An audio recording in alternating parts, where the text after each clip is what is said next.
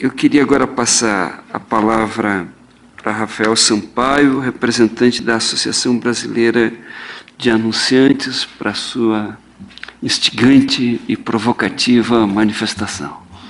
Gente, aqui... Alô? Daqui a pouco a gente pode contar aquela piada do motorista, né? Tem uns 3 ou 4 opositores aqui que podem fazer a minha parte, né? Que já devem conhecer de cor. Né? Eu vou mais uma vez, acho que muito na linha parecida das últimas vezes. Uma coisinha a mais só. Eu tenho dito que nós temos alguns fatos incontestes e muitas versões sobre o mesmo fato.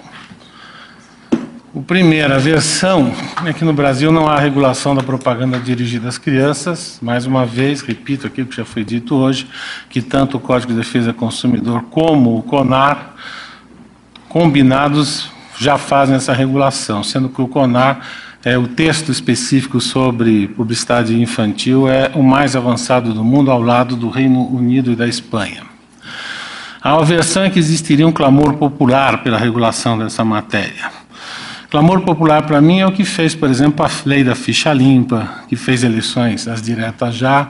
Houve um clamor popular na época da discussão sobre se a gente devia ter um desarmamento ou não, que conduziu a um plebiscito e que houve uma solução pela sociedade. Eu não sinto esse clamor popular, porque senão o CONAR estava entupido de reclamações, os PROCONs estavam entupidos de reclamações, o pessoal da Anatel estava tirando a televisão do ar. Se houvesse esse clamor popular, se houvesse esse descalabro que alguns vendem como existente.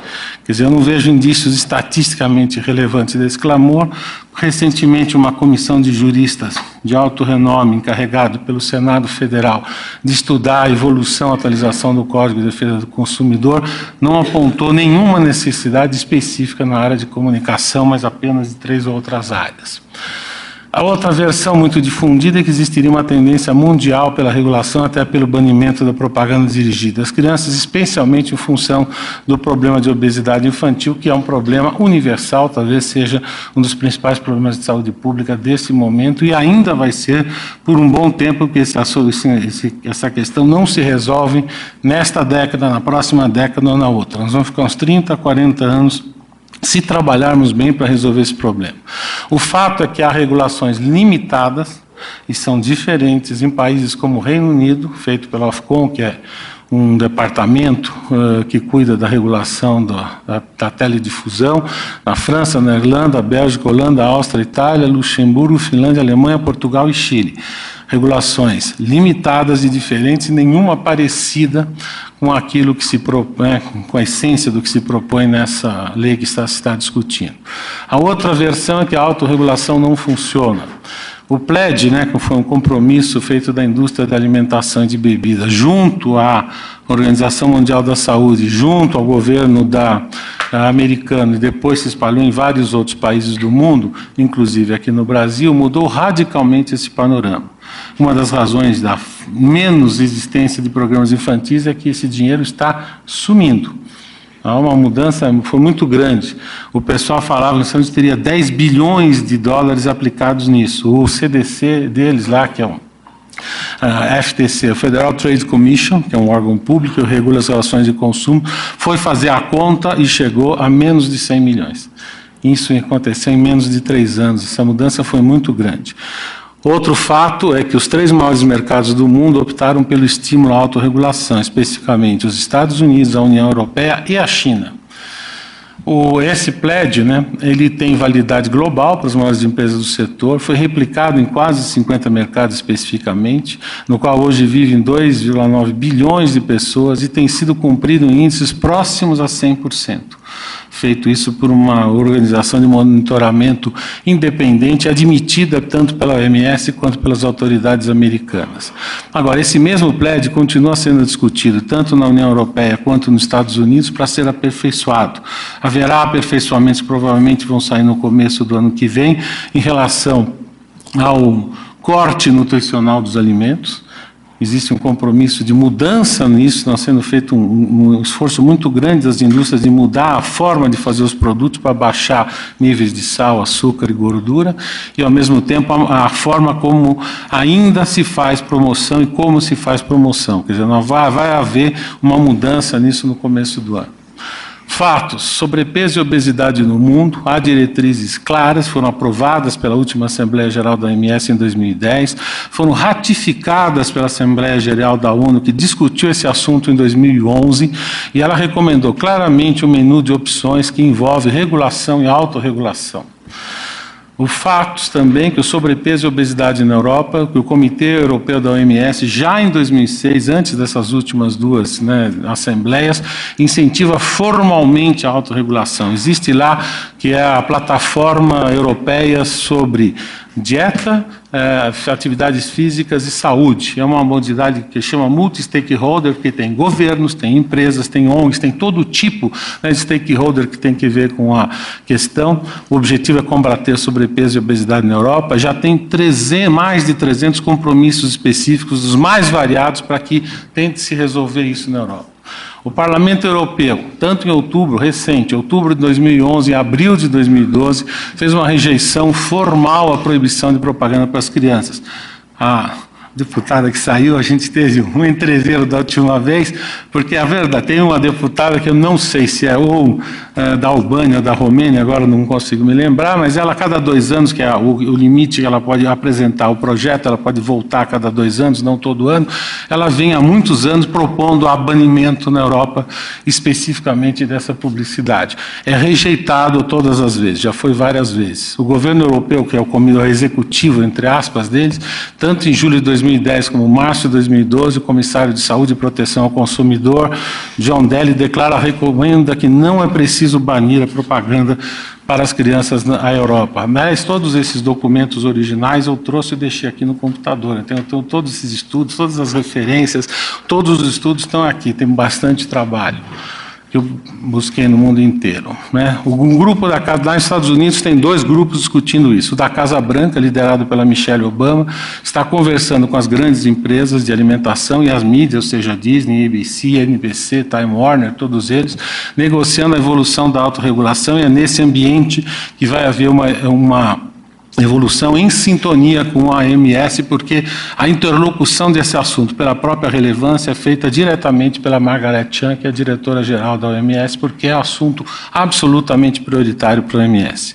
Um grupo de trabalho de 4 agências reguladoras, FDA, Food and Drug Administration, a Anvisa deles, CDC, o Centro de Desenvolvimento, que combate o desenvolvimento de doenças não transmissíveis, o FTC, que é o Federal Trade Commission, que regula as relações de consumo, e o Departamento da Agricultura, USDA, a pedido do Congresso, pedido formal, ficou mais de 1 ano fazendo um estudo sobre a matéria, recomendou expressamente, o documento está aqui, um documento de 60 páginas, que não deveria ter. Houve posteriormente a evolução do documento uma polêmica feita nas páginas do New York Times, cartas trocadas, que poderia ter havido uma sugestão de que deveria haver regulação.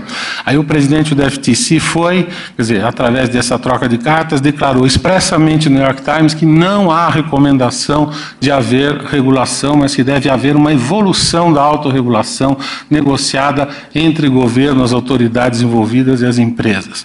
A China não tem lei sobre propaganda. Durante 5 anos, a entidade da qual eu sou um dos diretores mundiais, há mais de 20 anos, discutiu intensamente com o governo chinês o que fazer, ou seja, o executivo, o legislativo, as empresas lá, filiadas, nacionais ou internacionais, concluiu-se por um documento de autorregulação de apenas 1 página, foi o começo, em 2011. Outra versão que se espalhou nos últimos tempos, que a OPAS, que é a OMS na América Latina, recomendou a regulação, porque houve um documento que foi citado. Nós consultamos a OPAS, consultamos a OMS, a resposta formal da OPAS e da OMS foi que isso é um grupo de especialistas, fez a recomendação, não é uma diretriz, não foi formalmente submetida aos países membros, não conta esta versão com o suporte nem formal da OPAS e nem da OMS. Mais um. Existe uma versão de que a publicidade é a principal causa da obesidade, principalmente em infantil. Esse é um documento que eu recomendo muito à leitura, é muito difícil, que é um documento que tem 400 páginas, foi feito em 2007 por um grupo de cientistas, e eu estou falando cientistas, é o reitor da universidade, uma das universidades de Oxford, é o reitor da Universidade de Medicina, não sei de onde, são todos cientistas-chefes das várias áreas de estudo sobre o assunto, sob a coordenação do David King, que na época, hoje ele aposentou, ele tinha o cargo de cientista-chefe de Sua Majestade. Ele concluiu que a propaganda é apenas um entre dezenas de fatores e nem é o mais relevante. Cadê o estudo aí? Então, vocês vão ver o diagrama. Não, precisa voltar. Estes são todos os grupos de fatores que influenciam sobre a obesidade. A propaganda, dá um clique aí, é apenas um deles, tem aí uma seta que indica, isso está disponível no documento, com todas as explicações de cada um. E esse, por exemplo, é o estudo que eu acho que é o mais completo, mais bem feito sobre esse assunto, e que diz que, se tudo isso foi feito ao mesmo tempo, vai levar 40 anos para resolver o problema da obesidade no Reino Unido. Se tudo isso for feito ao mesmo tempo. Eles não acreditam que possa haver, porque se você não fizer tudo ao mesmo tempo, você não consegue resolver. Mais um, agora que vai aparecer a tal.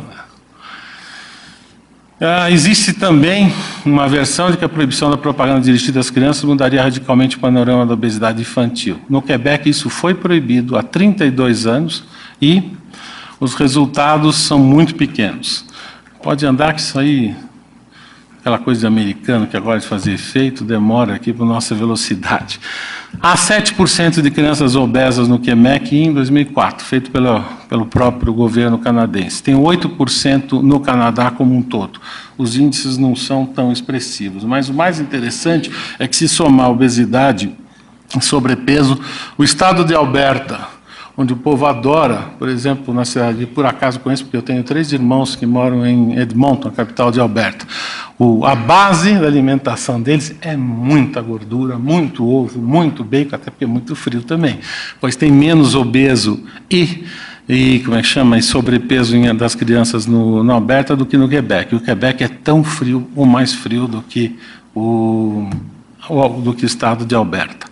Um outro estudo feito recentemente, lá acho que esse é um pouco mais, falou sobre qual teria sido, estatisticamente, vendo o consumo de gordura entre as crianças, o que teria havido em termos de economia. Então, houve uma economia de 3,4 bilhões de calorias consumidas pelas crianças do Quebec. Só que isso, do ponto de vista das crianças, mais um, é de apenas 3,7 calorias por dia por criança, em relação à média do Canadá, ou seja, isso é equivalente a 3/4 de uma batatinha frita, e isso pode ser consumido em 30 segundos de caminhada. Então, essa que é a realidade de um experimento social feito há mais de 3 décadas. Conclusão.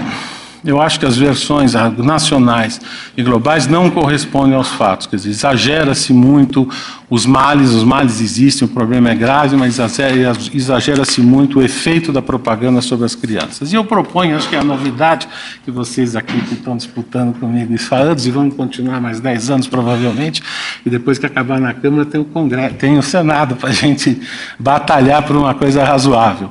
As 3 coisas que eu proponho aqui são, primeiro, a gente está fazendo uma conversa quase que em círculo fechado aqui, são sempre os mesmos. Eu acho que tem 3 entidades, por exemplo, que nunca foram ouvidas para valer. Acho que a Sociedade Brasileira de Pediatria devia ser ouvida. Eu acho que a OAB devia ser ouvida, do ponto de vista, né, de como ela vê esse projeto como uma agressão à liberdade de expressão comercial no Brasil, e vamos depois discutir, provavelmente, só o dia que a gente for para o Supremo, a gente vai ter uma avaliação mais precisa do quais são os limites da liberdade de expressão comercial. E o Conselho Federal de Educadores Físicos, que agora mesmo está com uma campanha, porque a gente sabe, o problema é só olhar para mim, né? O problema do sedentarismo é tão grave quanto o da alimentação inadequada. Eu, por exemplo, tenho ódio do esporte, eu não vejo esporte na televisão, eu nunca fiz um esporte, realmente tenho um problema com esporte desde criança. Então, vocês veem a consequência, além de tudo, gosto de comer e beber.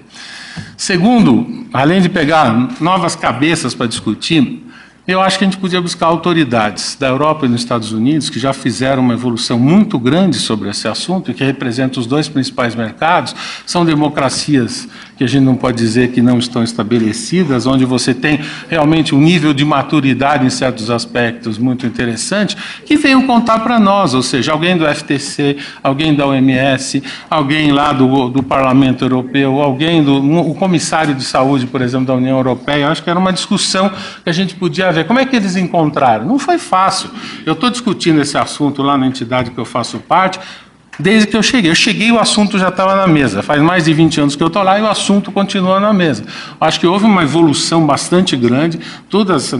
Ninguém fez isso porque era bonzinho, fez isso porque a negociação foi muito grande, mas eu acho que a gente talvez possa ouvir deles. E a última coisa que eu proporia, em termos de pesquisas, é fazer alguma coisa na linha do que fizeram no Reino Unido, ou seja, a gente poderia buscar fontes independentes que tenham autoridade sobre o setor e definir uma pauta e metodologias por consenso.